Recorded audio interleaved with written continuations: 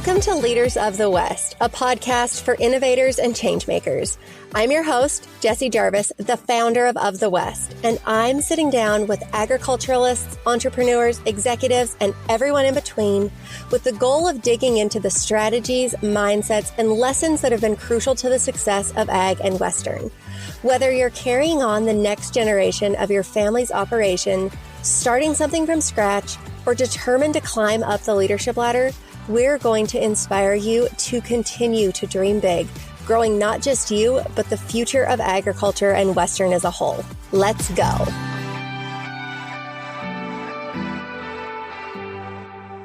Hello, everybody. Happy whatever day it is that you are listening to this. I am so excited about today's conversation. So typically when I record these intros, it kind of depends. Sometimes if I have time, I'll do it before the guest. Sometimes I don't have enough time before, so I will do it after the fact. And I am doing this one after the fact. So we've already had this conversation. And holy cow, you guys, I wish that you could see me right now because I have the biggest smile on my face. This conversation, this man is absolutely incredible. And the fact that our industry gets to share him and that I get to share him with all of you today is something that really is a pinch me moment. So now that I have really built this up, today's guest is Pat Fitzgerald. Pat is currently the CEO of the National Cowboy and Western Heritage Museum. Prior to leading the team at the Cowboy, Pat has worked for a number of companies that are absolutely considered household names across a variety of industries. He worked for Campbell Soup Company. He worked at Citibank. He also spent time at Walt Disney Studios, and from Walt Disney, Steve Jobs brought him over to Apple to be a vice president over iTunes. He is somebody who, in our conversation, he talks a little bit about what he did, and part of his role was the podcast development for Apple and iTunes. So the fact that we were able to record a podcast with a man whose work made such a monumental impact for the future of podcasts and the existence of podcasts in general is just an absolutely pinch me moment for me. And he is somebody who is so wise, and I'm really excited to get to share his wisdom and just his knowledge with all of you today. So I absolutely have a newfound mentor and hero in Patrick Fitzgerald, and I hope that you guys enjoy this conversation as much as I did. Well, Pat, thank you so much for sitting down and hanging out with us today. Can you tell us a little bit about yourself and your career and what has led you to the helm of the National Cowboy and Western Heritage Museum?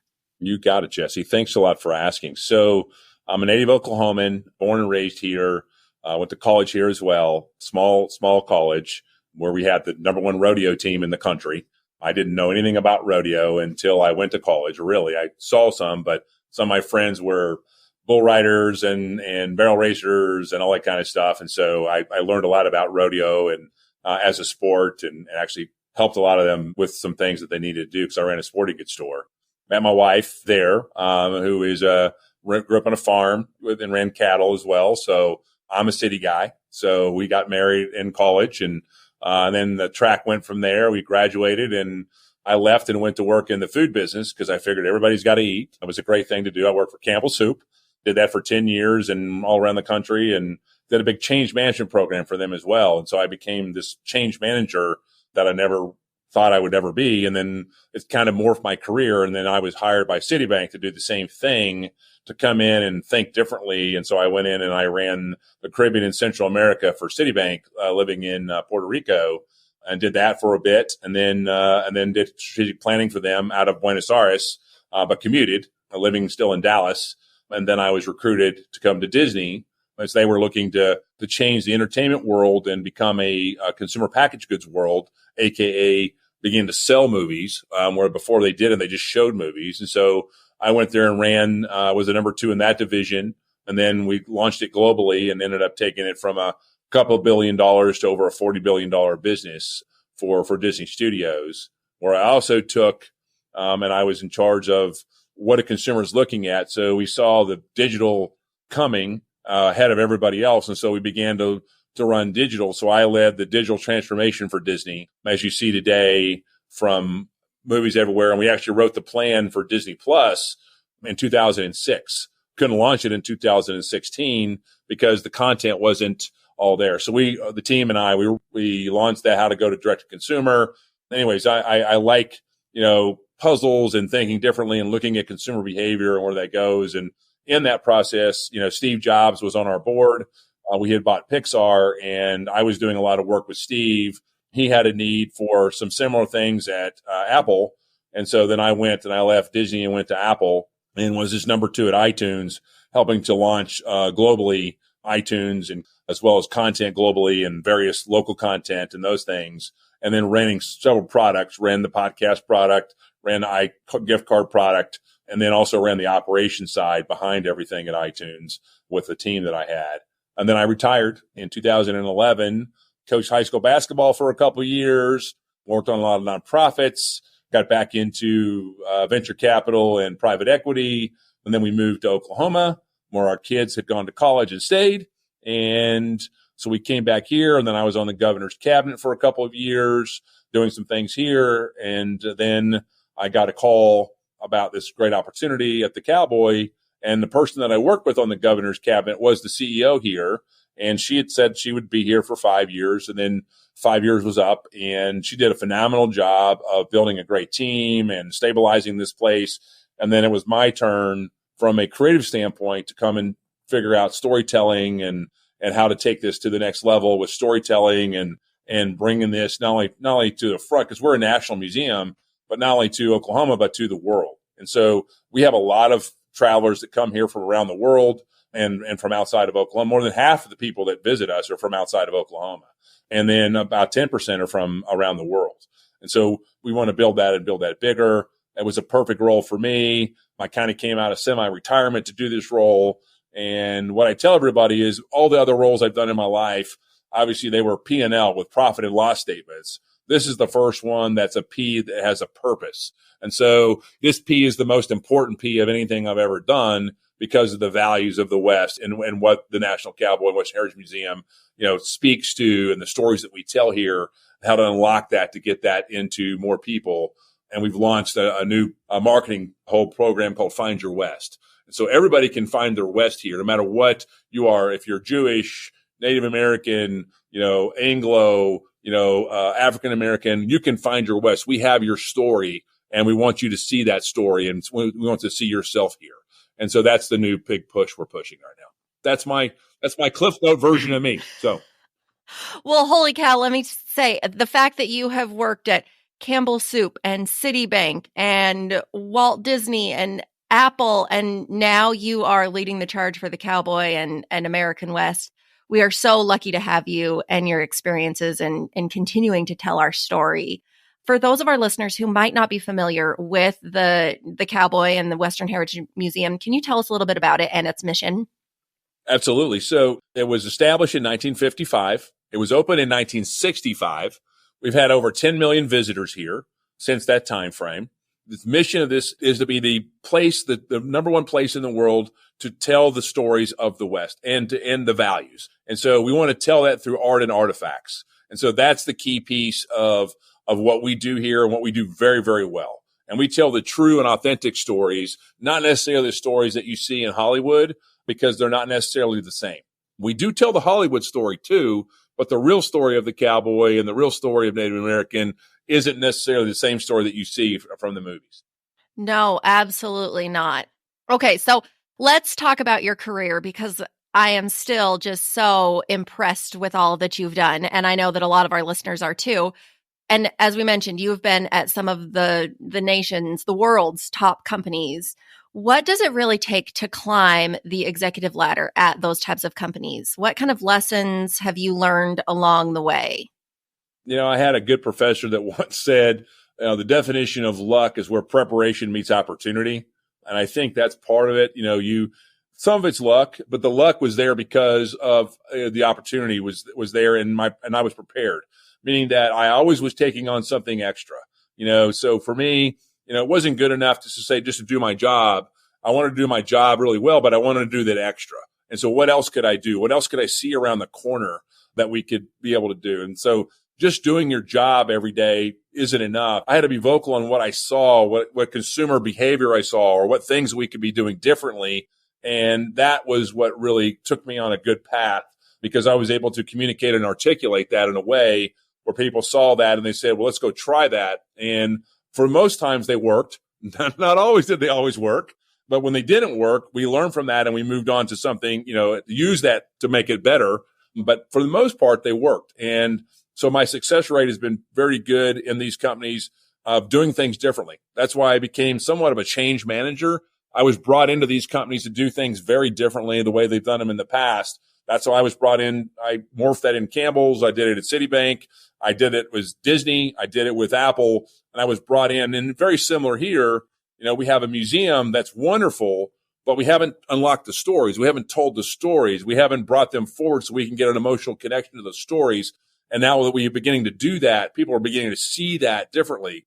And we're leveraging technology as well to help tell our story, for technology's sake, but to appeal towards younger generations, because museums right now have the most wonderful stories, but most consumers, if they're younger, just don't see it for them. They see it for the people over 50, but it's not. And so we've got to bring that back into the place, because, younger generations want experiences. And so we want to create those experiences so that then they can take from that experience, and they don't want to be educated, but they want to do it through gamification or for experiences. And so we can educate by creating fun and doing those things in a different way. And you're still in a museum seeing the best art in the world, the best artifacts in the world, but we can also be great storytellers and bring that together at the same time. Ooh, so let's talk more about that, because that is something that I've always been fascinated by, because I am a firm believer in, well, this is how we've always done it. That's not a very strong phrase, is how I should say that. But at the same time, you are in a very unique place where you are honoring the past. So there kind of has to be a balance there of honoring the past, but bringing it forward into the future and continuing to innovate, but also not getting lost and forgetting who we are. How does that really work? I think you said it really well, Jesse. That is the trick, right? So, because you don't want to ostracize the past, and you want to pay reverence to all those past stories, but at the same time, those past stories, there are new mediums and ways to tell those stories still that people will want to engage with. And so, if I just tell the story the same old way, I'm going to reach a certain audience. But if I tell that same story and I now tell it with some multimedia, I give you a big, for instance, we have the cowboy origin story here. Most people don't know the cowboy wasn't white. The cowboy was African-American and Hispanic. That was the original cowboy. The cowboys didn't really have guns because they used the rope. The rope and all that stuff came from Africa and Spain. And so all the cowboy tools and what you know from the Westerns isn't real. And so did it morph there from the Westerns? Yes. But we tell the real story, always have. So we're unlocking that story, and we're using multimedia as well to tell the story that we have with the art and artifacts, to bring it together and to bring it together in a more powerful way. So I'm honoring the past, but I'm using some technology that we use in the future to create a different experience and a different vibe, so I can teach generations to come of what this is, and then why does it matter? And so why does it matter for them, and what are the values of the cowboy, and how does that bring together? And so it's a blend of those. It's things I've learned through my career. I learned that at Disney, how to be a great storyteller. I learned at Apple how to use great technology to tell stories. I learned at Citibank how to really focus on the guest. I learned at Campbell's, same thing, quality of the brands and what a brand means. And so, so all those things have played together and culminated to morph into my one last thing, which is here in my career, and to finish my career out, it's something that matters to me. Again, my wife's family are cattle ranchers. We used to come here when this was called the Cowboy Hall of Fame with my dad. My dad had 2 saddles and no horses. Why did he have 2 saddles? Because he wanted to be a cowboy, but he was an air traffic control instructor, because it was cool and it was so wonderful, the whole dream of the West. And, growing up here as well, and growing up with Native American friends and that culture is alive. The other thing that's really great about this place is most museums are only about history. We actually have everything that we tell here. Our 4 core stories, which is Native American, cowboy, ranching, and rodeo, are all alive and thriving today. And so not only do we have the historical element, we now have the responsibility to tell the current story and the future story of those things as well. And so that's what we're doing now. We're trying to bring these things up to date to be able to tell those stories as well. So on this continued topic of innovation, because one of the things that we know about the ag and Western industries that we talk about a lot, it seems, is that we are a little bit behind. And I think a lot of it is because we do typically use that phrase, well, this is how we've always done it. But because you have such grand outside experiences, what are some of the biggest opportunities for innovation that you see in agriculture and Western industries? I've seen a lot of it here. We have the University, Oklahoma State University, which is one of the best ag schools in the country right here. And there's all sorts of great ag schools all across the country. And they are doing some of the best, using technology, using things to increase the yields of crops right now. And so they're doing all sorts of things with new fertilizers, new technologies, new processes. Same thing with equipment. The equipment's getting better and better on how do we go and how do we till the fields? How do we manage those fields? How do we manage the earth of which everything is coming from? What's the right crops to plant and when? And so all those things are being used, and a lot of it's all built from, historic stuff. I mean, our grandfathers and those people who did that, they were very knowledgeable and they passed those things on. It's a little bit of how do we use some technology to come in here to help enhance the yield, lower some costs so that we can deliver more to the consumer. The whole cattle business is morphing and changing, some for the better, some for the worse, in my opinion, but too few, markets now to have to go through. And, so I'm really glad to see these direct to consumer things right now from the actual cattle ranchers out there. I think that's really taking off. And I think it's really good for the consumer, and it's really great for the rancher, because that lifestyle, that is what feeds not America, but it feeds the world. And so how do we do that better? And a lot of that is coming from the West. The Western United States feeds a lot of people around the world. We sometimes just think about ourselves, but what we do here matters for the whole world. Oh, it does. Well, and you bring up a really good point about direct to consumer, specifically beef sales, but I know obviously there are a variety of proteins and sources in which you can do that. But that is a really good opportunity for storytelling, because it creates connection with that consumer back to the farm or the ranch. And it really, it provides that trust that then if they do go into a grocery store, they feel a lot more confident about it because they know people and they just have more of that trust factor. It is. And so if you know the story about somebody and you know some details, that trust factor is going to enhance, exponentially, right? And now you also will create a little bit of an emotional connection with that. If you don't know the story, you can't really get emotional connection.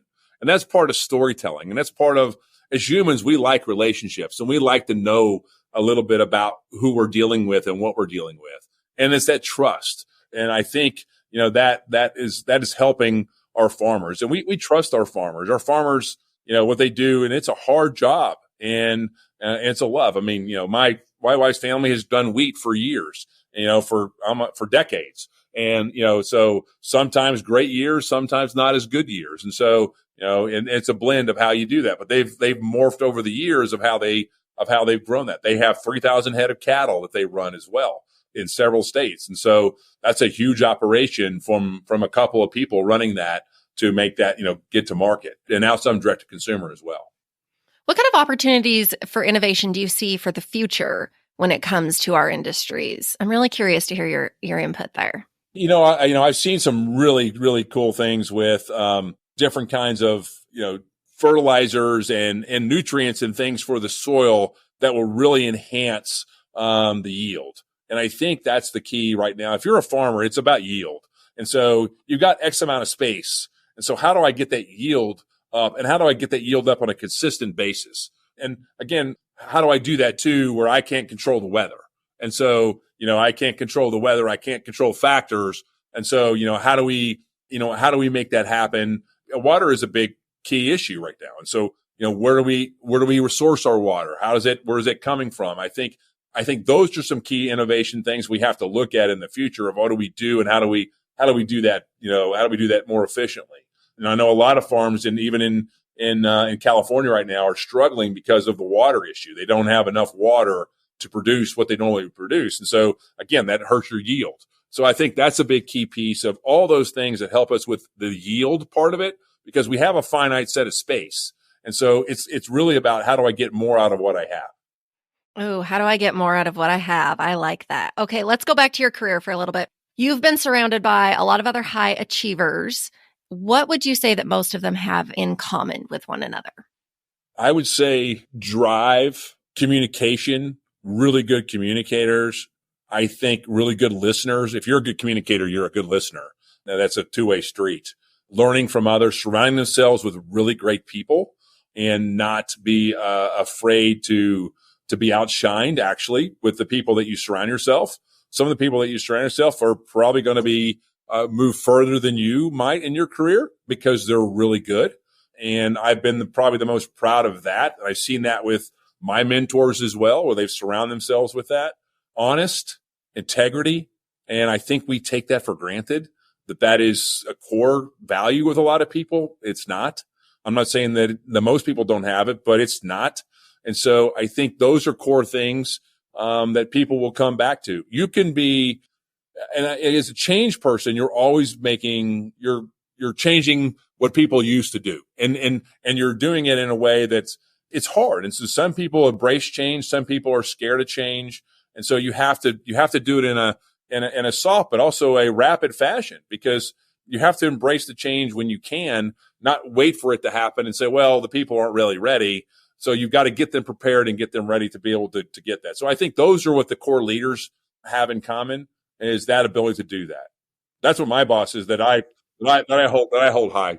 So, well, when it comes to change, I think you really have to play offense instead of defense. And I think often we want to play defense because we don't necessarily like change, but you're going to have a lot more success in regard to change if you're willing to play offense and be on the forefront of it. I think, Jesse, you said perfectly. And so you have to be offense, and you have to say, okay, here's the mission, here's the path. Let's go at this path. And doesn't mean you alter a little bit of the course. Sure, it does, because you've got data coming in all the time that says, okay, maybe we need to look at some things here or there, but you've got to go for it. You've got to go out and have a plan and make it happen.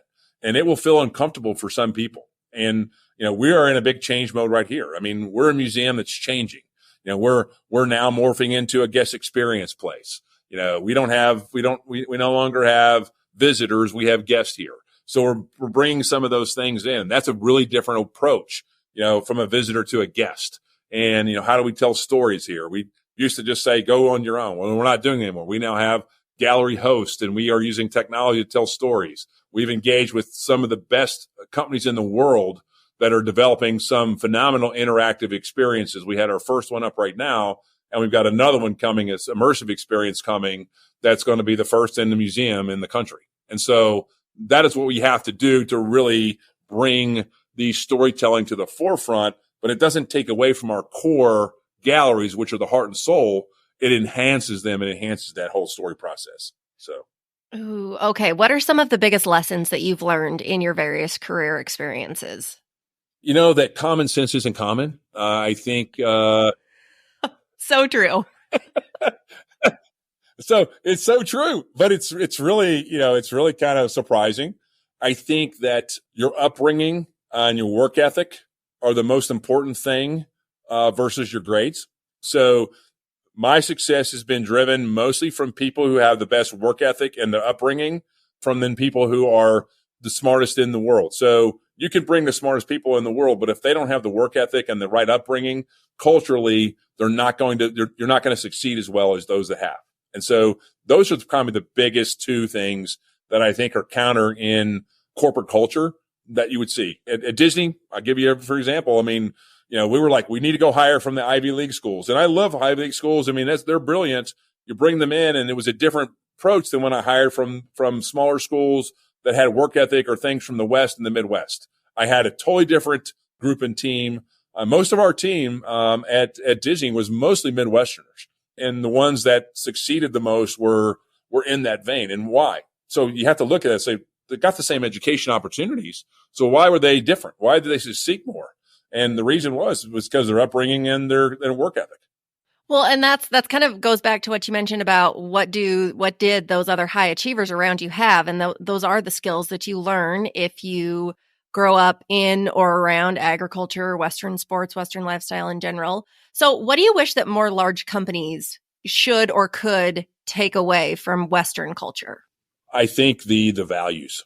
I think the values, the code of the West, which we just leaned in with this key interactive experience that we just launched here, being in November.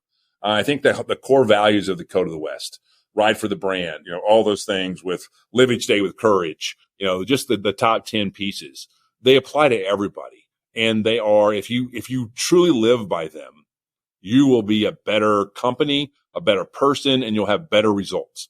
And I think that we're missing that today. I think it's the Western values really is at the end of the day. Oh, so you mentioned that you spent a couple of years as a cabinet member to the governor of Oklahoma, and you specifically focused on innovation, entrepreneurship, and then entertainment for the state. I know a lot of our listeners are entrepreneurs or have the dream or goal to be an entrepreneur. What advice would you give them? Build out a story. First thing is, what's your story? What's your story, and what are you solving? And so a lot of entrepreneurs, again, I led that here in Oklahoma, and I still do a lot of stuff here in Oklahoma with that. It's, what is your story, and what are you changing? What is your service, or what is your product? And so what's the service? What is your product? What's your story? And what are you solving? And so a lot of people forget about the solving thing. And is it a real problem, or is it you think it's a problem? And then the second thing and the last thing is, how long is that problem going to exist? And so what is the moat that you would put around it? How easy is that to be replicable by somebody else that's bigger or can do it faster? Is it hard to replicate? If it's really easy to replicate, you're probably going to get bowled over by a bigger company, and you're not going to be able to take off the ground. So that is the biggest challenge that I see with a lot of entrepreneurs in this space. And I've worked with a lot of entrepreneurs in the ag space. And I'm telling you, there are some amazing entrepreneurs in the ag space. So you would think these big companies are thinking it through. These entrepreneurs are coming up with some of the best solutions as it relates to yields and crops and equipment and everything else. And it's really amazing to watch. Oh, I completely agree. Well, and it's so interesting that you say that sometimes we see a problem, or we think there's a problem, and then you get your MVP out there and you've had it out and you realize, man, this actually isn't a problem, but this is now, and you completely pivot or change what it is that your product is in the beginning. And I think that just being able to be flexible, and that is a very key piece of being an entrepreneur. You have to be somebody who is willing to change and pivot and have that flexibility. And when you come from a big company, you're used to doing a part of the solution. When you're an entrepreneur, you have to do it all. And so a lot of people that come from big companies that try to become entrepreneurs, kind of fail in that mode. They don't realize, oh my gosh, I've got to go do everything. So I'm the marketing person. I'm the operations person. I'm the product development person. I'm all those pieces, because you can't afford to go hire a team necessarily at the start. And then how do you go get that done? And so that's the other thing that I see in this space. I've represented Oklahoma and in states, for all states, an entrepreneur. Oklahoma is actually one of the top states in the country for entrepreneurism, but we're also one of the worst states in the country for the entrepreneur to be able to turn into something that actually gets to the market. And so what happened? And so what happened is, we don't have the capital here. We had a capital issue in this market that we needed to have. So we had great ideas, and then the great ideas die because there's no capital to seed them, because the coast was where a lot of the entrepreneurialism is kind of seen as, whether it's Boston or New York or Silicon Valley, and that's where a lot of the funds were. So we've been bringing a lot of the funds to the Midwest, because there's a lot of great spaces here and to the West, to Idaho and Wisconsin and, Minnesota and Wyoming and Montana. There's all these phenomenal ideas, but the access to funding it's not the same. And so trying to unlock that piece is the next big piece of this for the Pioneer to move forward. Ooh, well, we may have to have you back just to talk about venture capital, because that's one of those things that people know about it, but it doesn't necessarily seem to get talked about it enough to where people are, for lack of a better word, like truly educated about how the process works. Yeah, it's a tough process. We have really turned the corner here. We've got big players from the coast now involved. We got more venture capital here. We've got more private equity firms here. We've had some $1 billion, turnovers here of companies that have sold out for over $1 billion. So we've had a couple of really big ones. But the key is, the big ones are obviously going to be there, those unicorns. But it's the smaller people that you want, the 50 million, the 100 million, those kind of things that really then morph into bigger player things. And I call it Project Sapling. Because every state wants to go after the big company to bring them there. The best thing to do is actually to seed your entrepreneurs and give them the fertilizer and the care and the things around them so they can grow in your own state, because then that sapling could become the next redwood, become the next big thing. And now you've got them, core into your state versus always trying to go and recruit and buy down and pay the guy, from one state to move to another state. So. Oh, absolutely. And we in agriculture know transplants don't always survive. If you are naturally rooted there, you have a lot better opportunity to live longer than you are if you're a transplant. I love that, Jesse. I'm going to use that. That's perfect. That's exactly. So. Oh, okay. Well, let's get into our rapid fire round. I'm so excited. I'm looking forward to hearing your answers. So what's the best piece of business or personal advice that you've ever been given?